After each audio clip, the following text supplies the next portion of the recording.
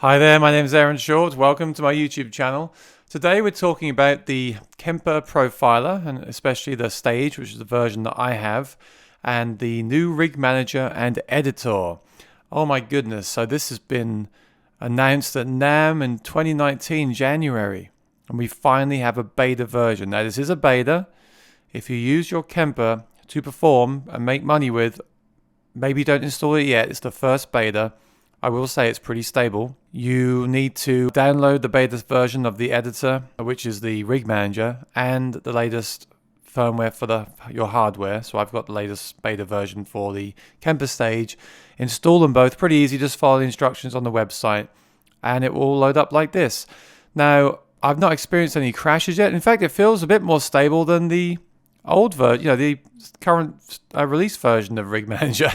I guess they've been working harder on this version, knowing that it will replace the old version. So I'll give you a quick run through. The actual Rig Manager itself looks the same. It looks a bit nicer. I like the color more. And then down the bottom, when you click on a rig or a performance, so here's my current performance, Aaron. I've clicked on that, and it loads up at the bottom the editor, and you can actually drag the screen up to see more of it. My different settings are here on the right. So I'm going to switch between those first three. I'll bring it all the way up so you can see it clearly. Now look at the screen. You've got what the profile is. You've got store and local library. When you make a change, you can store it in performance, number 8, which is where I am. You've got your signal flow, very clear here. Rig, input, your first 4 effects, just like it is on the hardware itself, but arguably a bit easier to manipulate and control. I do really like it. I have to say, I was saying it's not that important to have an editor, but it will speed things up. Let me give you a few examples. So if you click on, say, the input, now you have all the settings here, your clean and distortion sense right there. If you click on the rig, you've got all these settings here, including your transpose and everything's right there. All these options are now available.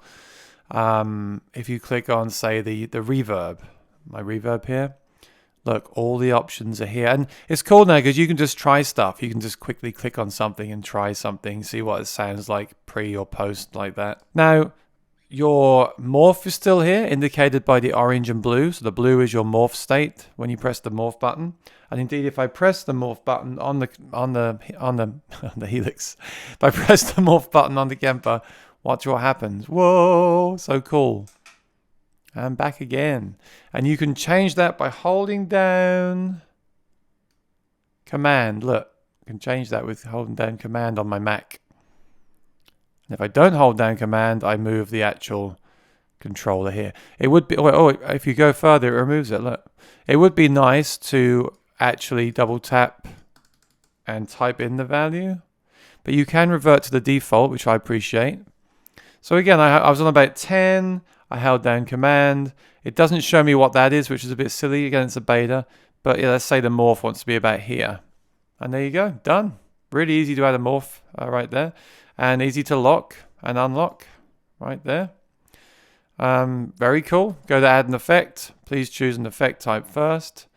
All you do is click here. Look, all your effects are now here. So it's very easy now to go through them and see what you have. Say you want an EQ there. And you want to do a graphic EQ or studio EQ. And look at that. Look, everything's right there. So you can choose now your low cut, your low, everything. Yeah, it's nice. It looks nice. It looks modern. It looks professional. It's easy to save stuff. It's easy to change stuff. Like now, if you want to switch, say, the EQ and the delay or the reverb and delay, look, just drag it and it switched them. So yeah, it will make making profiles fast, performances faster. I really have no problem. I make my performance. I've been playing it, but I have to say there's a few effects I need to dial in. I haven't yet because I just couldn't be bothered. It just sounds so good anyway without them. But now I've got this, I will definitely go in and make some changes just because it's now so convenient. Yeah, and I think, it feels stable. And yeah, once this final release of this is out, it's going to be fantastic. Get yourself a Kemper Stage, get this as get the backpack. All the pieces are coming together now.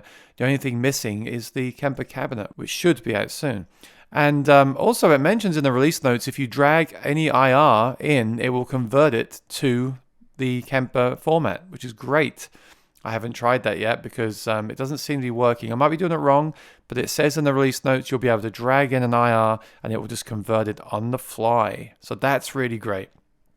Again, input your whole signal flow and your output right here. Look at that. Look at the options. Don't get bogged down by it all. It's just nice to have access to it. Now you can just tweak things and just try them out, or load the loop, the pre-loop looper, and go through and just change things. See what happens to the sound. I was messing around with some parameters this morning that I haven't really messed with before, just because it's easy to do it now. And you could even change, like, look, master volume is here.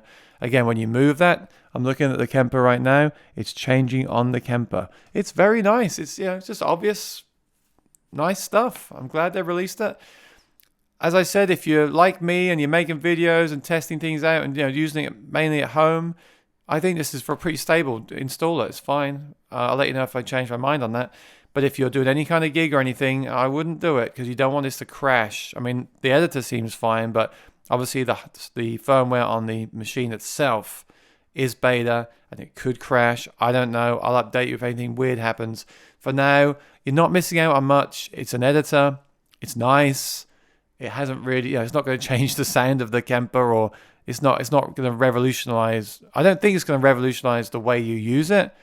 But I guess it could do, depending on your mindset and how you like to work. If you like working from a computer, this is fantastic.